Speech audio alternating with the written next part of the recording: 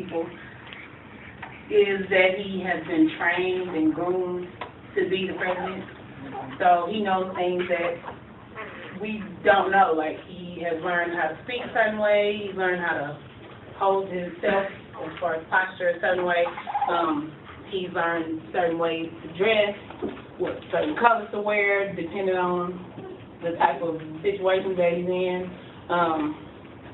He's been groomed to be the president. So he knows stuff that we don't know, and he knows how to handle certain situations in a certain way. He's been taught what to say politically correct in certain situations, and not necessarily to just fly off the handle and get his feelings and say what he wants to say. He's been taught when he's faced with certain situations, this is how you handle these situations, this is how you speak. When somebody says this particular thing, this is how you react. If somebody blurts something out in the middle of a debate or in the middle of one of your press conferences. Yeah. So he's been groomed to do those things, and he probably didn't know how to handle those situations before he was the president. And I assume that when he decided to get into politics, he had to believe strongly enough about that position and think that he could do it to even go there. Yeah. And it wasn't I think I want to be the president. It was kind of I'm gonna do that. Like, I'm gonna do that. And so then now I'm gonna take the steps to do that. And I can't decide after I'm the president that I don't feel like being the president today. Yeah, this is good. So as that relates to us as Christians, we also, that is our position.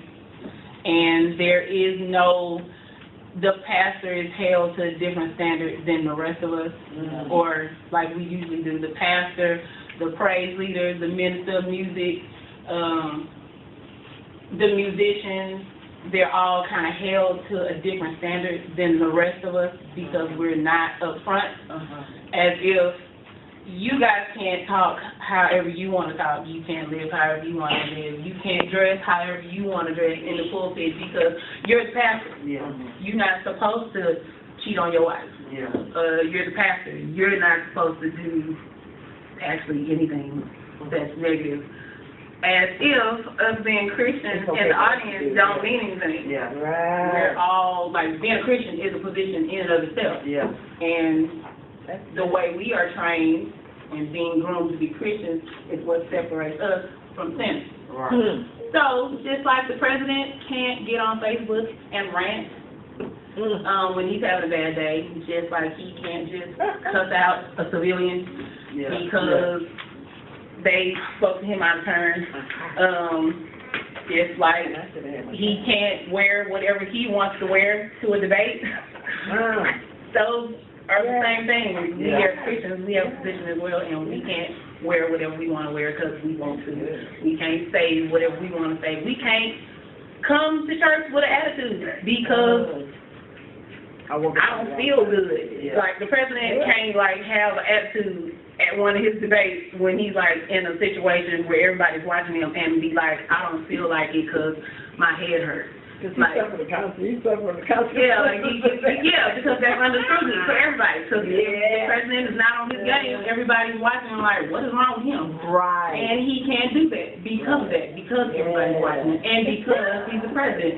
If the president got on Facebook or tweeted on Twitter about something that was going on with him that everybody really shouldn't know, like all his personal business, you would probably think that it wasn't even a real page. Because the president doesn't do that. Like, the president can't say that. Don't go with that. Yeah, he can't do that. And if he did, the respect level would minimize. Yeah. And then you wouldn't look at him as a president. He would then be just like everybody else again. So that's the same way with Christians. We can't get on Facebook and say all the stuff we want to say. We can't get on Facebook and talk about all our problems. Yeah. We can't tweet all types of indirect remarks to people, and we can't dress however we want to dress, because if we do, those sinners or people that are not in the Bible, they lose respect for us. Yeah. And so that's basically what it's about. We have positions, we have been groomed to do a certain thing, to be a certain kind of way. We're being trained to be a certain way. And if we're going to be Christians, like he's the president, we got to act like it. We don't have off days. Like the president can't ever just not be the president because he don't feel like it. So we can't be, I don't feel like a Christian.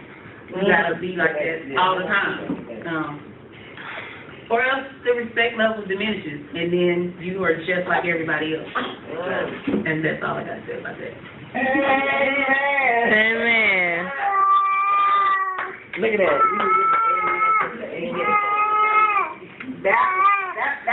That was really a whole lot in that. It was short, but a whole lot said And be in that she said. In other words, act like what you say you come to be. Yeah. And the scripture that came to me when she was talking about that is in 2 Corinthians 6:17. And I think we probably all have heard it, but this is what it says. Wherefore, come out from among them, right, and be ye separate, saith the Lord. Touch not the unclean thing, and I will receive you. Now, what she said is that, and it was really good, he made a conscious decision. I want to run for president. He made a conscious decision.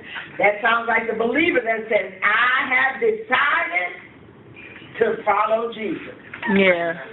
Now, if you make the decision, my God, to follow him, then you start the process of learning how to be a follower of Christ.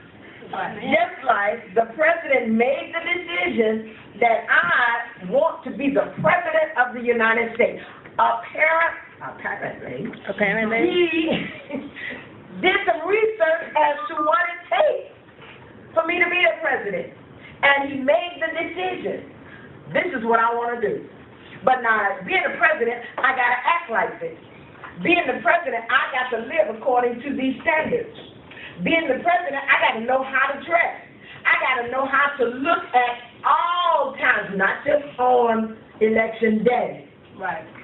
But at all times. So if he's coming out of the pizza parlor place carrying all these pizza boxes to bring to the workers, he still got to look presidential. Right. He still got to carry himself presidential. Yeah. So believer, whether you are leaving out of your house on a Saturday morning because you discovered that you ain't got no milk and you need milk for the cereal for the children, when you walk out of your house, you still need to present yourself as a believer. Right. Oh, my God. So that means all the time, every instant. Do y'all know that another point that she made, when he does not present himself presidential, when he does not dress like a president, when he does not speak like a president, it minimizes and reduces the level of respect that you would have for him in that position. Right. We wonder why, in the world that we live in, why is it that the Christians are not impacting the world the way God designed it? Wonder why. Could it be that when we go to our job, we don't act like the Christians? Could it be that after 5 o'clock and you leave from your job, you decide that you want to be somebody else? And somebody just happens to be driving down that same road next to your car while you flipping somebody off with the finger? Uh-oh. See? At any time. So the bottom line is that we can be in this world, but not of this world. Yeah. The president is the president of the United States, living amongst all kinds of different people, doing all kinds of different things, but in the midst of that, he's still has to maintain the position that he's in and act just like it. Yeah. And that's what Paul was trying to tell us. Yes, you are in this world and you are of this world, but you're in this world, but you don't have to be of this world. In the world, you got to go to your job, you got to go to the grocery store, you got to do all of these various things, but don't look like, don't act like, don't talk